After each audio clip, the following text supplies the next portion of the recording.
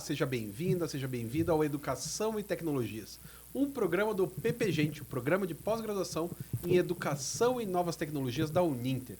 E como você já sabe, toda semana eu trago alguém legal, divertido, interessante, bacana, para falar sobre educação, sobre tecnologia ou sobre qualquer outra coisa tão legal quanto. E hoje estamos aqui com o Márcio Jokovics, mais facilmente chamado de Márcio JK, porque o seu nome é difícil. Não é fácil, né? Na verdade, como é que fala o seu nome? Jokovic. Jokovic. É isso ninguém vai falar aqui, né? Ainda mais em Curitiba, né? Jokovic. Talvez, né? Jokovics. É meio estranho. É que eu me lembro do Niklevics, aquele que... sim, do alpinista. Alpinista, é verdade. Também não sei se era assim que se falava. Mas é muito mais fácil desse jeito, né? Os alunos não acertavam de jeito nenhum o nome, então eu falei, sabe de uma coisa? Minha verve publicitária, né? Vamos sintetizar. O JK é mais fácil. Mais como tranquilo. que eu não pensei nisso Como é que você está, Escama? Estamos bem, fazendo entrevistas bacanas. Trouxe o Christian aqui, a Isa, trouxe a Poli veio aqui. Grande Poli. Gente finíssima, todo mundo. Mas a primeira coisa que eu pergunto para as pessoas nesse programa, porque é o seguinte, explicar qual é que é. As pessoas, os alunos, nos veem como pessoas muito alto. Sim. Né? Tipo, parece que eu nasci, acordei e já era pós-doutor. E não é verdade. É verdade. Eu me quebrei um monte, eu tive vários problemas. Então a pergunta que sempre norteia esse programa é: tudo bem, você estava lá no ensino médio como todo mundo. E até chegar aqui. Olha, acho que a gente podia começar mais ou menos assim. Quando meu pai conheceu minha mãe no baile do Encanto Submarino, mais ou menos por aí. No baile do Encanto Submarino, lógico. Então, veja só, a minha formação, se a gente for... A primeira coisa que o aluno pergunta, né, além daquela pergunta clássica, professor, você dá aula ou trabalha também? Sim. Né? E aí, você se formou em quê? Né? Antes de eu ir para a área de onde eu atuo hoje, que é a área da comunicação, do design, do marketing e da publicidade, eu fiz por 4 anos engenharia, amigo Rodrigo. Olha lá, qual das engenharias? Eu fiz 2 engenharias, mas não concluí nenhuma das 2. Eu fiz florestal na Universidade Federal por 1 ano. Nossa. Aí eu pedi reopção de curso. Não sei se existe isso hoje ainda. Existe. Você faz o curso, você se sente deslocado e você acha, não, acho que eu vou mudar de curso. E sem vestibular você consegue, né, se abrir vaga no curso pretendido, você consegue ir para esse outro curso. E aí eu fui para engenharia química. E aí trilhei 3 anos da engenharia química. Isso eu me lembro de você já ter me contado. Tinha aquelas festas lá no O musicato de MP Bila. Isso. Eu me lembro que eu toquei uma vez. Sim, quem não tocou, né, dentro da nossa geração no musicato do MP Bila. E isso foi fundamental até para o meu crescimento enquanto profissional de áreas correlatas. Claro. E de áreas até tangentes ou nem isso. Né? Essa formação dentro de uma universidade pública e no campo da engenharia, que é uma coisa te quadradaço, dá um handicap diferente, uma outra visão, assim, né? Não excluindo a sensibilidade que tem na nossa área, mas o raciocínio lógico é muito importante, né? Sim. E isso veio também refletir depois para o campo que eu me enveredei, que é o campo da semiótica. Né? Claro. Que você tem a lógica peirciana muito forte ali, que o Peirce era um matemático, né? Um filósofo. Lógico, né? Ele queria ser um lógico. Sim. Então, isso dá um esteio mais interessante dentro desse universo. Mas, assim, para você ter uma ideia, eu acho que não foi necessariamente a parte da engenharia que me despertou para a educação. Eu até fui enganado quando no ensino médio, até um pouco antes. Enganado. Fui enganado porque um dos presentes que me fascinou na minha tenra idade foi o Pequeno Químico. Você já teve esse presente? Tive. Não, eu tenho uma história muito boa com o Pequeno Químico. Porque tinha uma das coisas lá que era do Pequeno Químico que você manchava a roupa de vermelho. Sim. E depois você chacoalhava e sumia o vermelho. Pois é. Eu fiz essa, só que eu só li até metade. Então eu fiz e manchei o negócio de vermelho, mas eu manchei o uniforme. Você não manchou seu gabardine? Não, eu manchei o uniforme. E daí eu falei, ai, minha mãe vai me matar. E escondi o uniforme. Eu não cheguei a ler até o final, que era só fazer assim e sairia. Eu fiquei morrendo de medo. Aí passou, sei lá, 1 ano. Passou um tempão. Aí eu tirei o uniforme de dentro da... Aí tava tranquilo. Eu falei, ué, mas ele tava manchado. Aí que eu descobri que ele ia sair com o tempo. Pois é, e esse foi um dos pontos que ficou marcado, né? Depois, quando a gente vai crescendo, na hora da escolha, né? Claro. O que você vai fazer da vida? Puxa, acho que vou fazer engenharia química porque quando eu era, né? Na minha infância, eu gostava de trabalhar com isso. E, na verdade, o que eu gostava é de transformar, de ser criativo, claro. Uhum. né? Nesse outro lado, e não necessariamente o lado mecanicista da engenharia, né? Então, que a engenharia é muito mecanicista para uma pessoa como você. Né? Sim, né? Não ia, naquela caixinha não ia me encaixar. compartimentar ali, sabe? E aí eu fui partir para essa área até descobrir, né? Galgar aí 5 anos fazendo engenharia, que não era aquilo que eu queria para minha vida, né? E aí, Sim. obviamente, né, com toda aquela calma e tranquilidade, né, dos pais que queriam ter um engenheiro, quando você chega e fala que vai desistir do curso para fazer um curso que eles nem sabiam, na verdade, o que era, né? O que faz um publicitário? O que é publicidade? Ainda mais, né? Então foi um momento assim muito muito difícil assim de transição. Mas como que você descobriu a publicidade? Porque realmente não era tão comum. Isso a gente está falando em que ano? 97, mais ou menos? Antes, cara. 96, Imagine. 5. Eu sou, como diz a música, né? Eu sou vagabundo confesso da turma de 71. Então foi você ficou 5 anos. Foi em 94 que eu fui para a publicidade. Tá. É que a matemática não é muito boa. Eu fui, na verdade, eu passei, né, no vestibular em 94, mas aí teve toda uma transição, né? E claro que teve, né, teve um lado sensível no meio, né? A minha esposa, né, um beijo para a professora Graciela, que é do PPGTE, também formada no PPGTE. Muito bem. Né, orientanda da nossa colega Luciana Marta. Claro, Silveira, gente finíssima, Luciana. Eu conheci a minha esposa nessa época de transição e ela fazia design. Então, né, obviamente eu assistia mais aulas no design do que necessariamente na engenharia. Claro. E eu comecei a entender, falei, nossa, mas é interessante, né? Eu lembro de uma situação onde nós, na engenharia, nós fazíamos grupos de estudo na biblioteca ou na casa de alguém. Então a gente rodava à noite para estudar cálculo diferencial, mecânica dos fluidos, enfim. E quando eu comecei a namorar com a minha esposa e frequentar, né, ali a reitoria, que você bem conhece. Fui formado no curso de design, as aulas do curso de design. O design era no 8º andar. É no 8º, isso aí. O nosso era no 6º andar. Ali, pertinho. E, você não quer fazer um trabalho junto com a gente? Não, beleza, vamos fazer o trabalho. Qual que é o trabalho de vocês? Não, nosso trabalho é no cinema, assistir um filme. E fazer uma análise, né, da direção de arte do filme. Eu falei, meu Deus do céu, o que eu estou fazendo em engenharia, bicho? Claro, né? claro. Fiquei fascinado, né, com esse outro olhar, né, esse outro olhar sensível. E aí falei, não, fiz uma pesquisa mais próxima, falei, não, design, não consigo desenhar uma flor à mão livre. E naquela época você, né, tinha que ter um domínio mecânico do processo. Que, aliás, isso é um grande diferencial de quem é designer hoje, né? Claro. Que vai para a parte, né, da manufatura mesmo, ali, do artefato. Sabe que eu fazia, quando eu fazia mestrado, isso é muito legal. Eu fazia mestrado e tinha uma menina, só que eu esqueci o nome dela, cara. Senão eu daria os créditos aqui, mas enfim. Fazia mestrado e, claro, o professor está falando, você está anotando, né? Sim. Essa menina anotava tudo meio que em ideograma. Ela fazia uns mapas mentais a partir de desenhos. Ela era do design. Não, design thinking. Cara, ela pensava tudo em desenho. Sensacional. Então ela colocava uma ideia em um desenho que ela fazia na hora, que daí ela puxava uma flechinha que ligava no outro desenho. E assim ela tinha a aula, né? Aquilo que eu anotei à mão, quer dizer, que eu anotei em português, da esquerda para a direita, de cima para baixo, em letra cursiva, ela fazia desenhos espalhados numa folha. E ela entendia tudo. Assim, a leitura sem palavras, ela acaba sendo mais efetiva até. Pois né? é.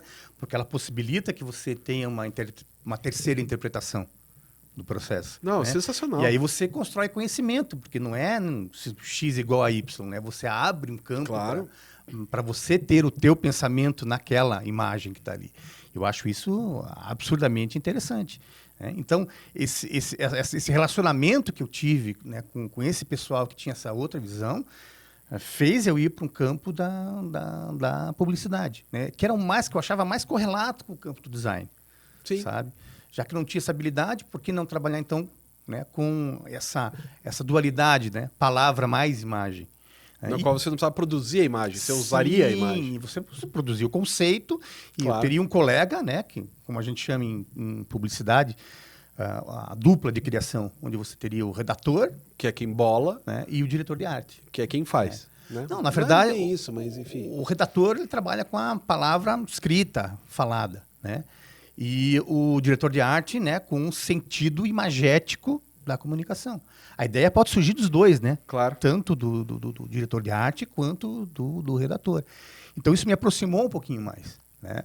Tanto é que logo depois que, inclusive quando eu estava me formando, né, eu estava no 3º ano, eu descobri que a gente não precisava, para ser publicitário, àquela época, né? Nós estamos falando aí de 98. 97, por aí. Estava no Você entrou em 3º 94, ano. 95, 96? É. Ah, você estava no 3º ano. Estava no 3º, ou 6º período hoje. Sim. Né? Não precisava ser publicitário para você exercer a profissão. Né? Então eu falei, mas eu vou desistir, né? Mas já aquela veia do professoral já estava aqui. Falou, não, amigo, você tem que estudar, você tem que se aprofundar, senão você vai ser mais um. Né? Sim. Então teve muita gente da minha geração que, ao descobrir isso, acabou... Não, nem vou fazer. Para que eu vou fazer publicidade? Se você pega o pessoal das antigas, você tem uma galera que era formada em Direito, né, em Letras, e eles operavam no campo da publicidade. Sim, né? sim. Não, o que eu vou fazer? Eu vou me aprofundar, mas preciso tirar alguma vantagem disso. Né? Então, fui lá no sindicato dos publicitários, tirei minha carteirinha de publicitário, tipo o AB, manja? Sim. Agora sou publicitário. Né? O grande barato era você andar com a carteirinha. E fiz o meu registro na Delegacia Regional do Trabalho. Eu já poderia exercer. Né? E nós montamos uma agência. Eu, mais um colega meu, no 3º ano, montamos uma agência de comunicação ao lado da antiga Soft Video, né? Ali no Batel, porque tinha que ser num lugar legal. Claro. Né? A gente tinha daquela ideia de que, né, não precisamos, né, colocar puffs coloridos na agência, comprar uns IMAX coloridos. Que na época era... Era, né, um absurdo. Aí a gente pensa em atender cliente. Enfim, coisa de piar, né? E a gente começou já a operar e atender, mesmo não sendo formado. Sim, sim, Né? sim. E aí a minha primeira dupla de criação foi a minha esposa. Né? Bom, vamos chamar para ela ser sócia da gente também. Então era um colega, eu e um colega de publicidade, mais minha esposa, que era diretora de arte. Né? Então, esse tipo de diálogo sempre existiu. Né? Sim. Você trabalhar em conjunto em publicidade. Que era uma coisa assim que eu via muito, que tinha uma competição muito forte nas engenharias, sabe? Você fazer o teu, estar numa empresa e subir, galgar. Verticalmente. Verticalmente, que era bem diferente, assim, do ambiente da comunicação. Né? Às vezes também foi só um start. Só um start. Muito bom, cara. Daí você acabou fazendo publicidade e se formou em publicidade. Sim, me formei em publicidade, né? Não desisti. Acabei me formando. E daí, como que... Porque, se não me engano, aí você foi dar aula e depois foi fazer mestrado, né? Em 98, quando eu ainda estava com a agência de publicidade, eu vi um anúncio num jornal. Não sei se você sabe, no jornal impresso. Não, as as pessoas pessoa já não conhece sabem o que é um jornal impresso. Até saiu uma sketch do Porta dos Fundos. Sobre... falando... Amor, olha aqui, esse lugar pro cachorro fazer cocô tem notícia. Claro que não, isso é só um lugar pro cachorro fazer cocô. Não, tem notícia, tem as palavras escritas aqui. Que é o jornal É o jornal que se coloca na gaiola do periquito. Isso. Né? Mais ou menos assim. E eu vi um anúncio num classificado de uma instituição de ensino que precisava de professores na área de comunicação. Então, fiz lá a entrevista, acabei passando nessa entrevista. Isso era que ano? Isso em 98. Nossa. E era uma instituição de ensino que ela operava no âmbito do pós-médio. Sim, então era um que curso existia. técnico. Né? Então você fazia o médio, se quisesse se especializar em determinada área, no caso publicidade, você poderia optar por esse curso aí. Aí você lidava com a molecada de 16, 17 anos. Mais ou menos, não sei se eu vou contar aqui, vou abrir para contar um caos. Um cochetes aqui. Tinha muita gente que já trabalhava no mercado, mas queria se especializar, sabe? Então, e ter um diplominha, né? E ter o diploma. Sabe? Inclusive um colega nosso, né, professor Wellington, grande, foi meu aluno Doca, nesse curso de pós-médio. Gênio. Né? Então, eu acabei enveredando para a área da docência por acaso. Entendi. Né? Eu falei, vou ver qual que é isso aqui, né? Eu sou publicitário, não sei o quê. Posso ganhar uma graninha. Vamos lá, né? E acabei me apaixonando, Scama. Porque... Me apaixonando, porque falei, cara, isso aqui é sensacional. Né? Ainda mais se você tem alunos tipo Doca, né? Era muito bacana. Né? Doca é sensacional. Né? Então, tive, assim, esse começo muito na base da tentativa erro e tentativa acerto. Né? Sim. Porque não tinha uma formação didática. Mas tinha uma formação de...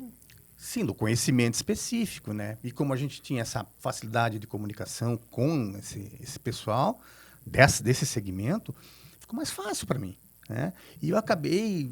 É um addiction, né? Isso, você fica viciado. Viciado no negócio. Falei, cara, isso é maravilhoso.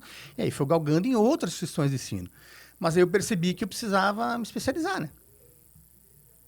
Não adianta, né? Só o bacharelado não dava conta do negócio. Sim. Né? E aí fui fazer marketing, uma especialização ainda lá na Universidade Positivo. Na época nem Positivo, acho que era um ICEMP, era um centro universitário na época. Né? E fui fazer marketing porque eu queria fazer de redirecionar a empresa onde eu trabalhava. Né? Eu já tinha saído da agência de publicidade e montei um estúdio de design, comunicação e design. Junto com a sua esposa. Né? Junto com a minha esposa. Né? E eu queria me diferenciar no mercado. E aí, a monografia minha especialização envolvia o que a gente chamava, na época, de design corporativo. Né? Que hoje em dia é o branding. Né? Então, quer dizer, a monografia era o reposicionamento de uma empresa visando o mercado corporativo, institucional. Que misteriosamente era a sua empresa. Que era a empresa, porque eu queria usar como laboratório. Claro, né? Já está ali, laboratório. Né? E aí eu percebi o quanto é importante nessa questão do conhecimento para você aplicar, para você ver a praxis funcionando. Né? Ali que me deu o start, que eu falei, cara, não adianta somente eu ficar quadradão, né, na operacionalização do processo, e não adianta eu ficar somente na academia. Eu preciso tentar unir esses dois mundos aqui. Eles precisam conversar. O que a gente produz na academia, é importante que você faça o teste na prática. Que chegue às pessoas, né? Isso, e o lado social do processo, claro. Sabe?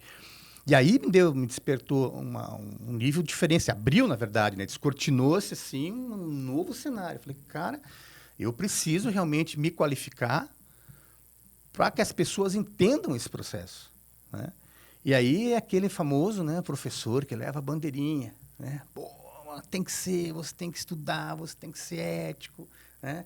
Você não pode, ainda mais no nosso segmento, né, o marketing, a publicidade, tem tanta propaganda enganosa por aí. Claro, né? Que faz mal para as pessoas, né? E não tem qual é o resultado que você tem para a sociedade em si, né? Então eu já vi com outros olhos assim que eu não fui panfletário, né? Mas fui um pouco mais consciente dentro desse processo. Sim. Né? De você poder ajudar, enxergar o aluno com uma possibilidade melhor para frente.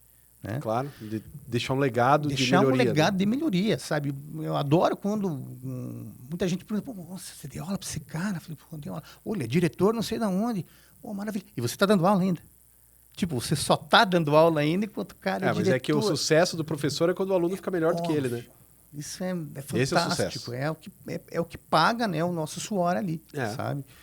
Então, dentro desse cenário, eu, a partir daquele momento, falei, cara, eu não vou parar de estudar nunca mais. Para tentar fazer e fomentar isso nas pessoas, nos alunos. Né? Claro. Para que eles sejam uns profissionais com fundamento.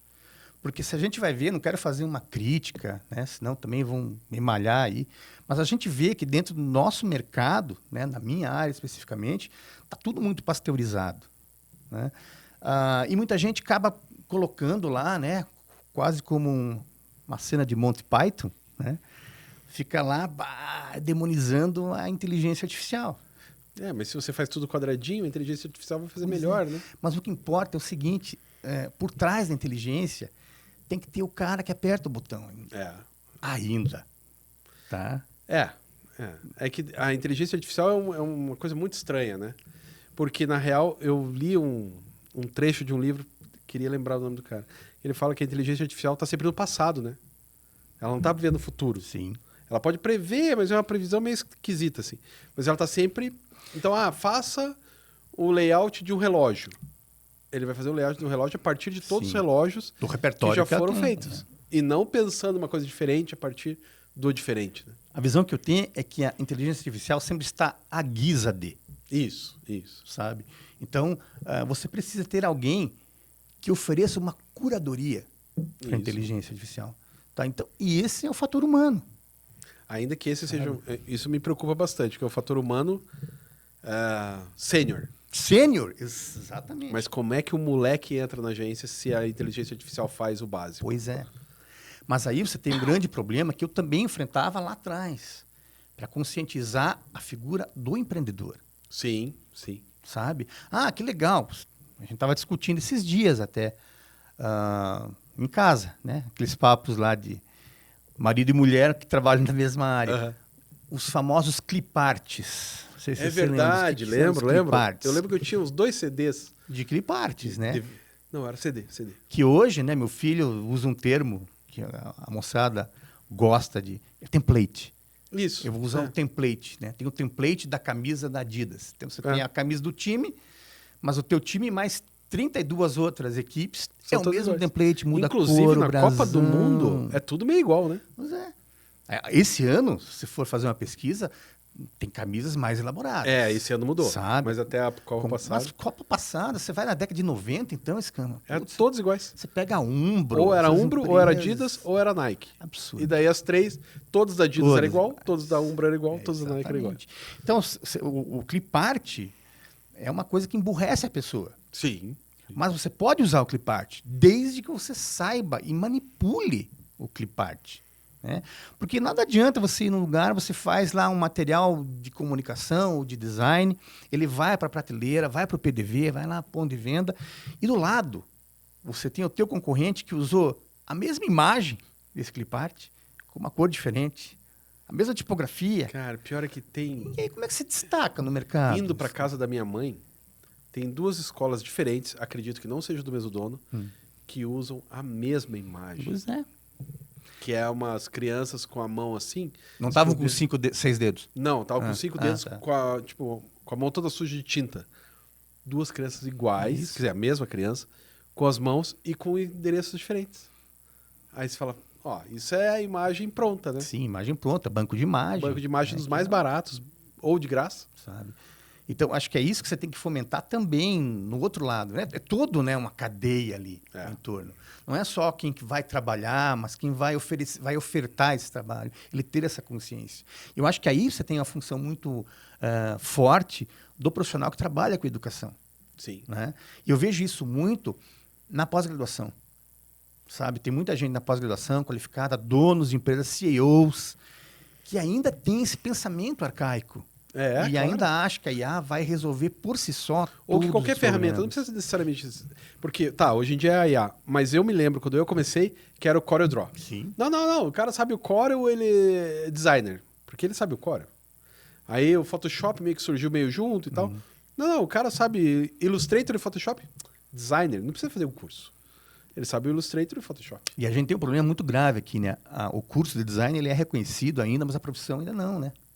Bom, mas o professor de historiador também não. Pois E tá aí desde o Heródoto. É verdade. Né? Faz um verdade. certo tempo já. Tem muita gente que fala sobre história e não é historiador. Exatamente. Nas redes aí. Né? Exatamente. E a gente sabe. Então, eu acho que o papel do educador ele tem que ir além desse processo de só sala de aula, sabe?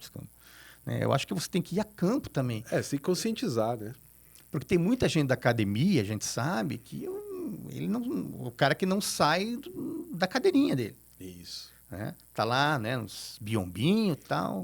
Lá no Marfim, lá em cima, na Torre de Marfim. Não é assim que funciona, sabe? Eu acho que tem que ter esse diálogo. Né? Não é dicotômico.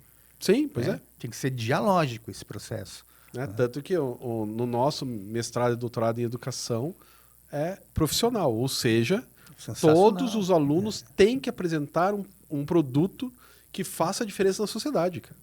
A sociedade pode ser uma sala de aula, não tem problema, mas vai fazer diferença com alguém real, de verdade. Né? Isso você até apontou aí uma vertente interessante. Né? Na época que nós dávamos aula numa instituição de ensino, juntos, né? 6, 7 anos, sei lá. Não, cara, não. Foi não, mais. porque o Christian também... Não, faz uns 6, 7 anos. Já faz... Não, acho que Uninter... demos 6 ou 7 anos. Ah, nisso, tá. né? Daí sim. É. Daí sim. Porque eu tô na Uninter... 2006 lá foi. Isso. Então, já faz 20 anos. 20 anos, cara. Né? Porque o Christian falou, não, porque esses tempos atrás a gente trabalhava junto. Eu falei, cara, você tá louco? Faz muito tempo. Você saiu... A gente parou de trabalhar junto em 2011. Estamos em 2026. Perfeito. Sabe? Faz 15 anos que a gente não trabalha junto. Né? Aí ele parou assim, nossa, é, né? É mesmo. Que é isso aí. Nós tínhamos a construção de conhecimento lá, nós não usávamos as notas, lembra? A famosa nota. Você construía por competências e habilidades, né? E atitudes, enfim. Eu acho que isso falta, esse tipo de avaliação, mas não só no papel. Isso, tem que ser... Sabe? Você aplicar esse tipo de abordagem que é fundamental. Eventualmente você vai ter um ou outro trabalho que é só teórico. Mas, cara, pelo menos acho que 95% dos trabalhos que a gente tem no doutorado, né, e no mestrado em educação, chegaram a campo mesmo. Isso é magistral. Né? Chegaram lá. Então, assim, tem alguns que, o cara só fez um protótipo e ninguém usou o protótipo. Mas o protótipo está lá. Senão você quer um empirismo vazio. Pois é. Sabe? Senão você fala sobre o quê, né? Não tem um pós, né? Um contínuo ali. Tem uma colega minha do doutorado, que eu não vou falar o nome dela, porque eu não lembro, né? Quando eu fazia doutorado, que eu fiz doutorado em História, e a tese dela foi traduzir um texto de um monge. Tá aí daí. Meramente operacional. Tipo, mas daí nem história né? Tá mais perto das letras, que é tradução e tal, mas é quase uma dissertação, então, né? Não é uma tese. Pois é. E daí? O que você faz com isso? Aí eu me lembro de uma discussão que a gente tinha na sala de aula, que é por isso que eu lembro dessa cena. Que ela contou que era isso, eu falei, tá, mas isso aí serve pra quê? E eu não fui muito bem... acatado ali. Não foi inteligente da minha parte. Porque daí você mexe no status quo. Né? Vamos deixar como tá isso aqui. Não, cumpriu a função, né? É mais um aluno, é mais... Enfim. Né? Mas tá, continuando. Eu acho que essa, né? Eu creio. Tem quase uma devoção. Absoluta, assim, de que esse é o papel, né, do educador. Claro, é mudar a sociedade. Sabe? É você fazer uma mudança e a mudança real. A gente estava falando até dessa pasteurização da comunicação e do marketing. Eu sofri também algumas repreensões, assim como você, quando dentro de uma certa instituição de ensino, eu falei, a gente precisa fazer um trabalho, mas por que a gente não vai para uma vertente que tem um viés mais social? Né? O lausumerismo. É você, né, incentivar o consumo consciente. Claro. E uma campanha de publicidade não pode ir por esse caminho. Né? Fazer com que uma marca, que uma empresa, ela seja associada pelo que ela oferece, não só em produto ou serviço, né? Mas de benefício para quem consome ou para a sociedade. Você sofreu uma certa resistência. Claro. Não, nós vamos pegar uma marca de luxo, né? Vamos pegar uma marca que já está estabelecida. Bom, lá os Fúmeres, a gente só vai tratar com ONG. Mas o caminho não é esse. Né? O negócio é melhorar a sociedade. Sabe que eu fui na aula aberta do Coppola, do Francis. Você sabe que ele foi dar uma aula fechada quando eu fazia mestrado na Tuiuti. Sim, pois é. Então, ele é meu amigo. Já vou dizer que ele é meu amigo. Porque, assim, ele falou hello, eu falei hello. Tá Meus certo. vizinhos, a maioria deles, eu nunca falei hello. Então, ele é mais meu amigo do que meus vizinhos. Menos que o Paul McCartney, porque o Paul McCartney eu já falei hello mais vezes.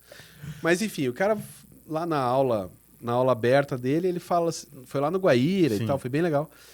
Ele falou, o problema é que a publicidade está aí para te deixar triste. Ela fica o tempo inteiro mostrando como você não está feliz, porque você não tem esse relógio, você não tem esta água, você não tem esse microfone, você não tem essa camiseta, então você está sempre triste.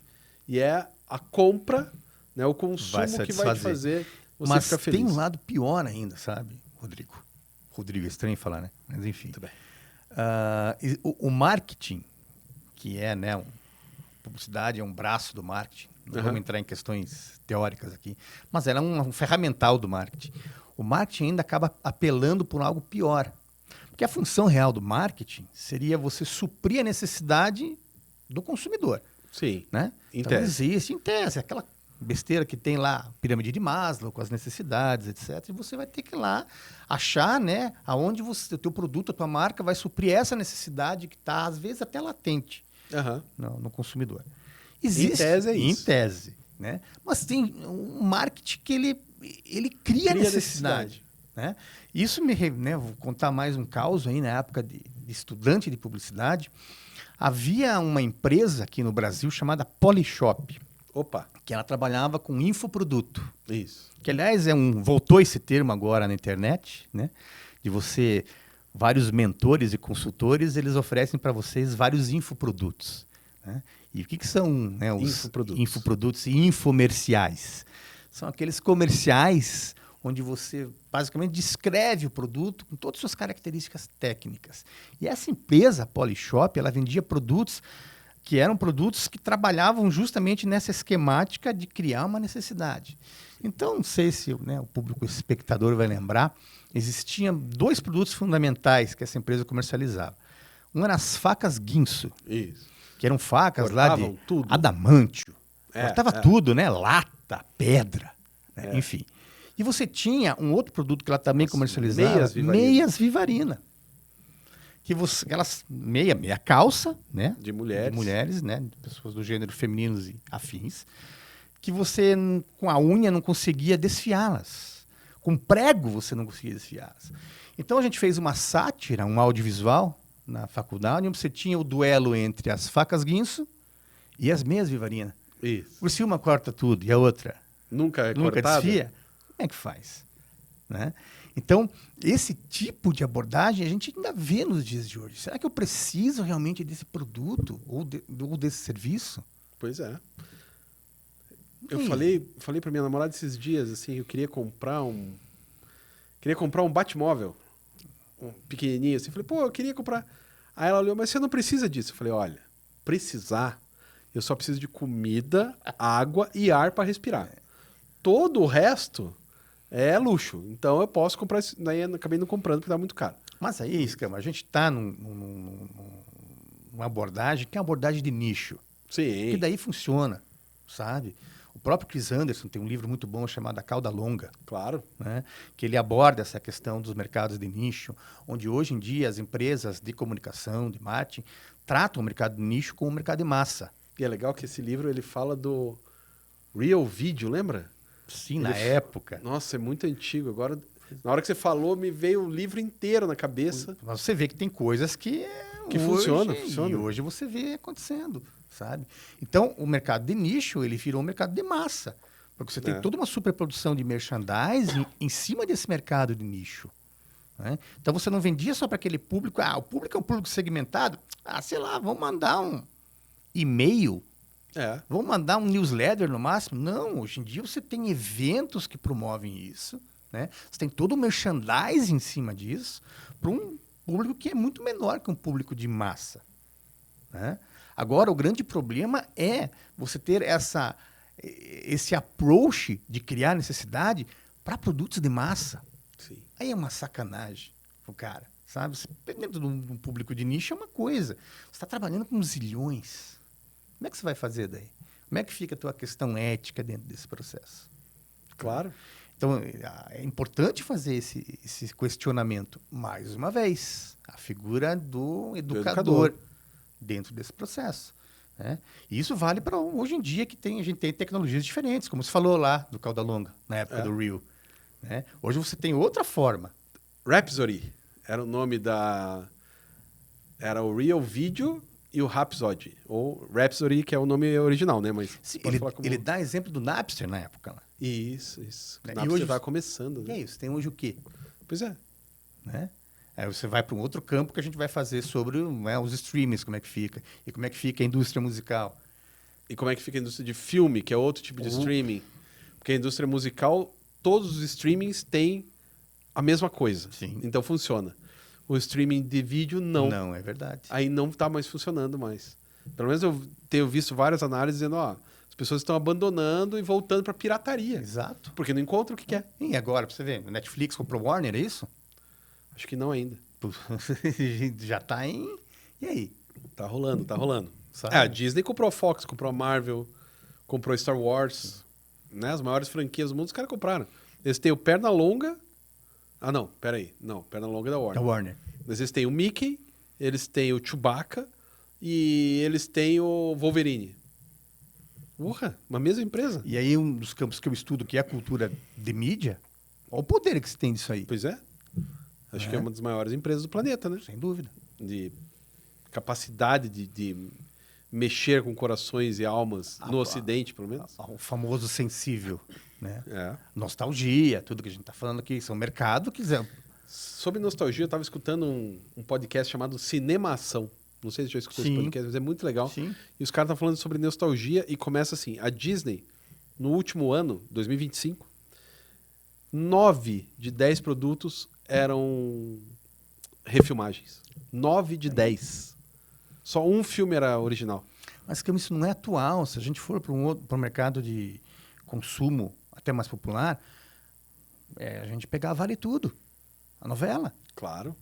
Tem um aluno que fez o mestrado dele sobre Vale Tudo, sabia? Mas é um, Agora, é um excelente objeto de estudo, cara. Foi na pandemia, Sabe? 2000 e... Ele começou em 2020, terminou em 2021. Eu acho que o mercado entendeu esse mercado de nostalgia, né? Essa verve da nostalgia, como algo extremamente produtivo. Necessidade nostálgica. Mais uma vez, a gente vai na necessidade. Pois é. Né? Satisfazendo ou estamos criando uma necessidade? Né? Será que essa molecada de hoje já está nascendo nostálgica? Pois é. Né? É uma reflexão que a gente precisa fazer também. Tá, mas além disso, como que você foi parar no mestrado? Porque você não fez mestrado qualquer, você fez mestrado com o pai da poesia concreta no Brasil. Literalmente, né? Você foi orientado pelo... Mestre Décio Pinhatari. Esses dias até fiz um comentário, um perfil, eu não lembro, desculpe o nome do rapaz aí, que ele fala também sobre música e cultura de mídia. E ele fez lá um pequeno Reels falando do Tom Zé. Putz, da importância do Tom Zé, do livro, da biografia do Tom Zé. E eu fiz um comentário lá, né? Falei, pô, né?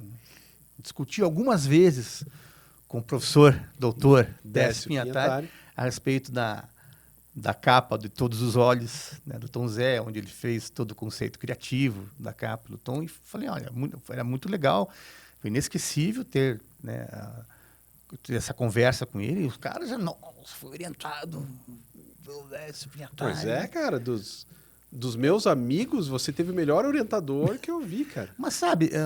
Pelo menos o mais famoso, sim, né? As orientações do Décio, assim, eles eram além, muito além de uma orientação. Pois né? é. Porque o papo que a gente tinha sobre o objeto de estudo não dava 10 minutos.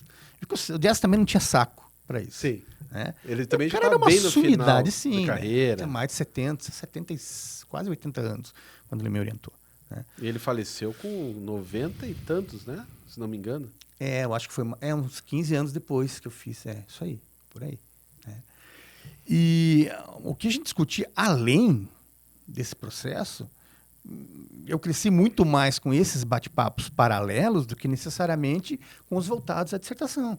Claro. Sabe? Claro, me ajudou. Né? Eu tive uma co-orientadora, me ajudou muito também, doutora Cláudia Irene de Quadros, que é professora Cláudia Quadros, da Federal. Então, né, ela é uma baita professora. Ela me deu aula numa especialização que eu fiz aqui na Uninter. Olha aí. Não era Uninter ainda, era Facinter, mas eu fiz aqui na Uninter. E ela foi de uma humildade, assim, maravilhosa. Gente finíssima, ela e muito... Eu queria trabalhar nessa parte que já trabalhava com infodesign, né, com design de informação, e o campo dela é o jornalismo e relações públicas. Né? Eu fui conversar com ela, falei, ela era ia ser minha orientadora. Falei, olha, mas eu acho que seria interessante se fosse outro orientador que tenha mais essa pegada.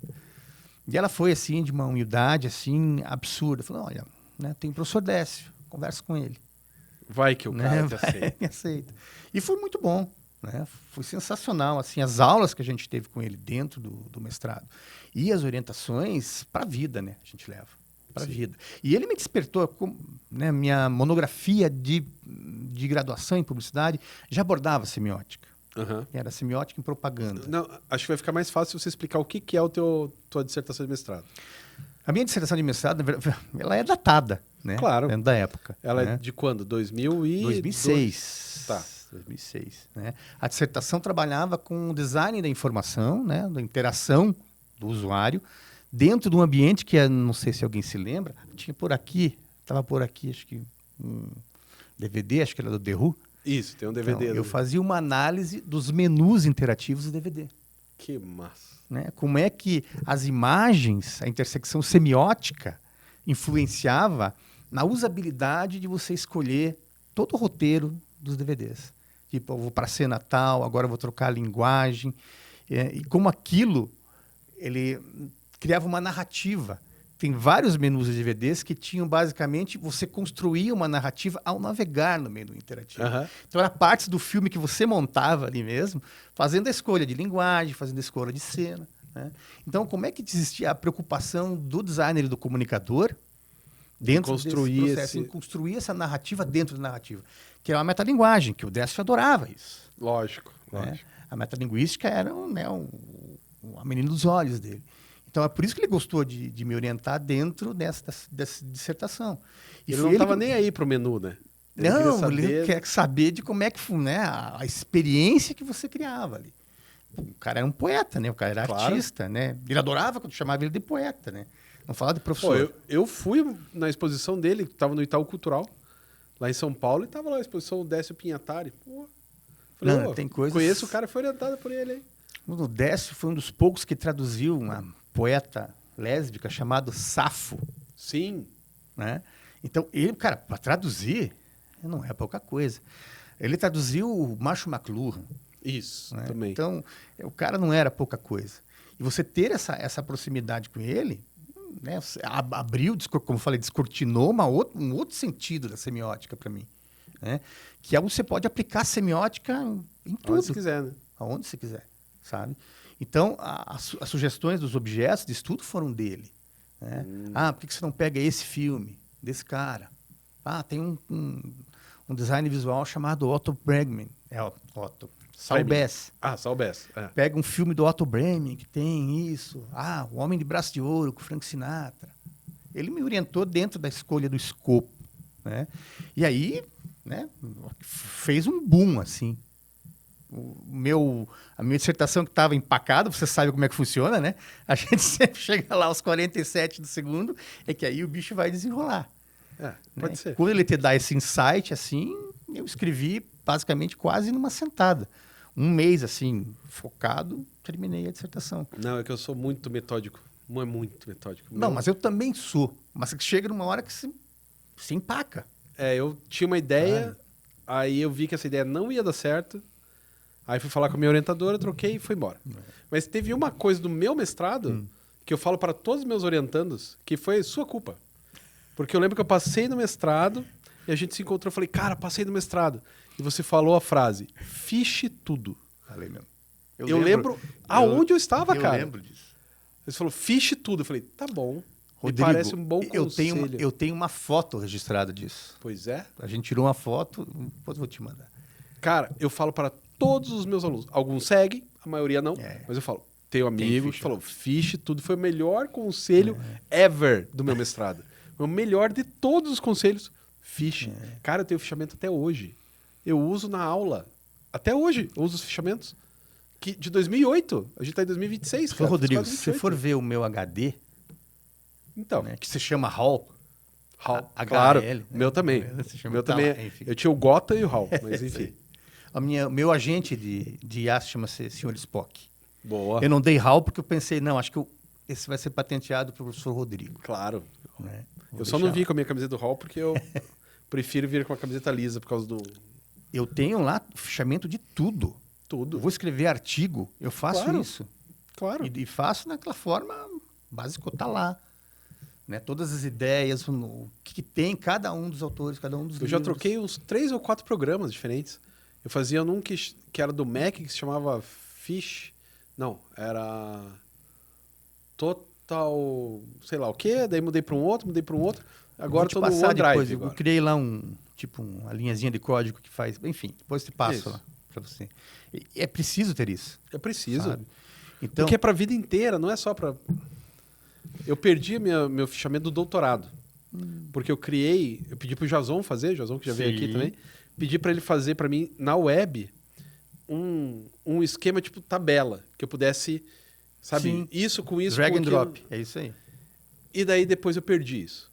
Porque daí o site que estava hospedado morreu. E não é culpa minha, só morreu, como se tivesse desligado o negócio, e daí eu perdi. Quer dizer, você não tinha o dado bruto. Eu não tinha o dado bruto, devia ter, né, feito de outro jeito e tal, mas enfim. Mas tirando isso do mestrado, tá tudo lá e de lá para até hoje, tava fichando o livro antes de ontem. Não, antes de ontem era domingo, Não, antes de ontem, segunda-feira, isso mesmo. Mas eu Até pergunto hoje. para você, hoje não fica mais fácil fazer isso com a IA? Muito.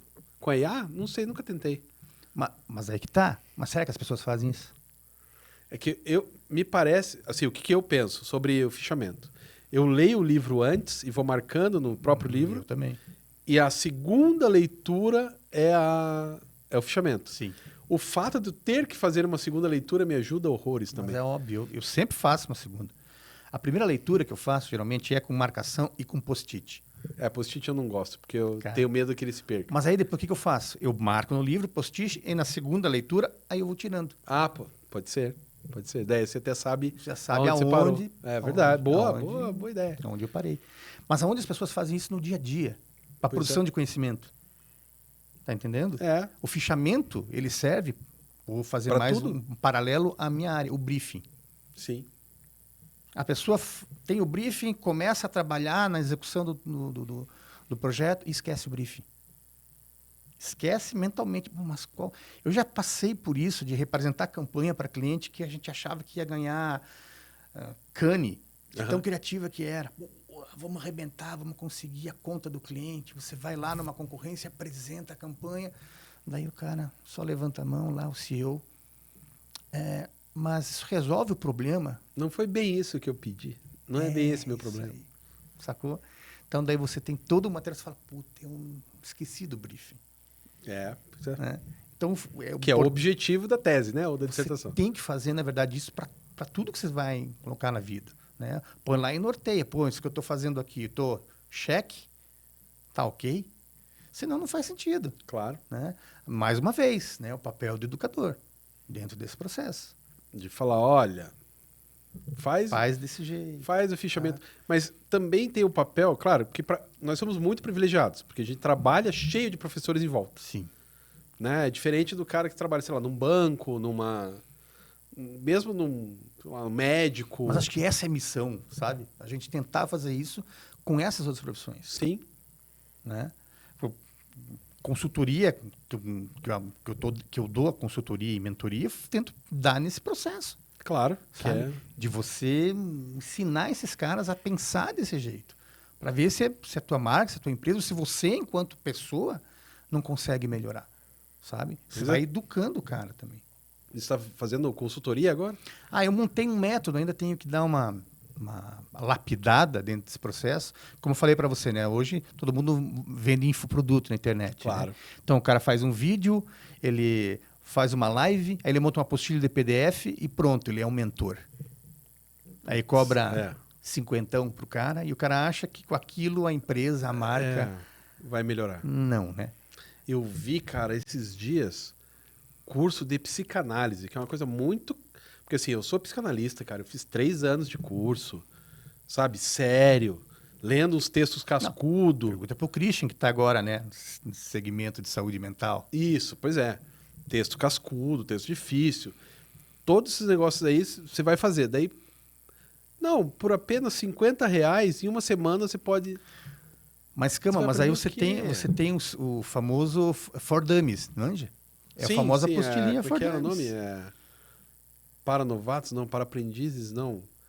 Eu não lembro. Mas tradução. tinha o em Livrinho português amarelo, também. né? Livrinho amarelo. Então, você não tem substância nisso. Pois né? é. Então, mas as pessoas estão atendendo outras, né?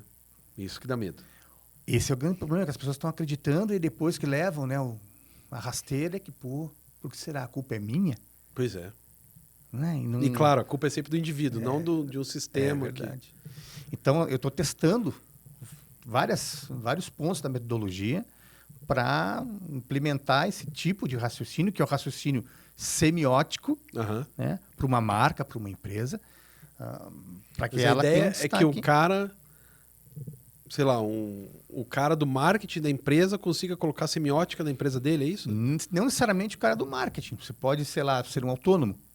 Tá eu estou no mercado ali, sou um arquiteto, estou no mercado, mas as pessoas não enxergam como eu realmente gostaria que elas me enxergassem. Mas espera aí, o que, que você fornece? Que tipo de experiência você... O que é um arquiteto? Né? Então, você passa por aquelas etapas, né? Que isso vai uma conversa para a gente ter aqui, mas toda uma relação de que signos eu estou utilizando, né? Que iconização eu trabalho, o que a minha cor quer dizer. Claro. Né? O que meu imagético fala, o que eu produzo, né? No momento terceiro, que associações a minha empresa faz. Então, tem todo, né, um envolto de você fazer um estudo mais profundo na marca e não simplesmente colocar lá e vamos esperar que as pessoas cliquem. Pois é, ainda mais num mercado desses, né? Sim, eu baseio muito no slow marketing, que é uma outra vertente aí que não quer consumo imediato. Construção de marca a médio prazo. Né? A pessoa está consciente que ela vai precisar implantar baby steps para ter uma marca sólida. Só que daí, quando essa marca for sólida, ela é sólida. Ah, sim, sabe? Aí você, não digo que é mais fácil, mas aí você trabalha na manutenção só. Sabe? Então, eu estou fazendo testes dessa metodologia. Já fazia isso, inclusive, vou abrir mais um colchete aqui. Foi numa aula, para uma disciplina de um curso que o senhor era coordenador. Quando eu era coordenador, ainda bem que eu já saí disso. De produção multimídia, que eu implantei, tinha uma disciplina chamada metodologia do design. Sim. Eu não lembro, né? Eu implantei esse método com os alunos ali. A única coisa que eu lembro é que vocês faziam o que queriam. E todo mundo se dava bem. E os alunos, implantei isso lá no escritório, na minha agência, não sei, deu certo. Falei, opa, temos algo aqui. Então veja só. Quando a gente está falando 2006. Por aí. 20 anos depois eu fui, por que não dá para fazer o que eu já implantava lá? E sempre fiz. Não planifiquei. Então, agora estou montando essa metodologia para efetivamente, né, implementar para os clientes. Mas daí você está pensando em, tipo, vender isso para qualquer pessoa? Não quero deixar assim atacado, sabe? Tá. Né? Você quer fazer uma consultoria pontual, mesmo? Sim, e por marcas que sejam interessantes. Né? Tá. Não adianta você vir uma marca que também não tem uma relação e, eu quero isso. Sabe? É uma marca de lixo tóxico. Não é muito legal. Não é. Né? Então, quando na agência a gente não trabalhava com política, cigarro na época. Né? E é uma questão ética. Você não pega o cliente desse tipo. E tudo bem. Tudo bem. Tem quem pegue, enfim. Né? Mas isso é um outro esquema. A gente está começando agora. E na hora que eu terminar, eu te aviso. Não, porque é importante, né? Mesmo porque o mundo é muito poluído, né? Em todos os sentidos. Pois, assim, eu sempre faço analogia ao Marcel Marceneiro, que é o meu marceneiro. Marcel Marceneiro, amigo do Pedro Pedreira. Cara, até eu achar um marceneiro honesto no sentido de trabalhador e que fala, dia 10 vai estar aí e dia 10 está lá, que se deu algum problema o cara vai lá e arruma, porque não tem problema problemas acontecem, você só tem que ir lá arrumar. Que não te enrola, não quebra tuas coisas. Eu levei anos. Mas isso virou regra, né? Pois é, a regra é que é tudo poluído. Isso aí. Eu fico pensando, eu preciso pintar a minha casa por dentro. Faz uns 4, 5 anos que eu tô pensando, eu preciso pintar, mas só de pensar, o cara vai vir aqui. A última experiência que eu tive foi horrível.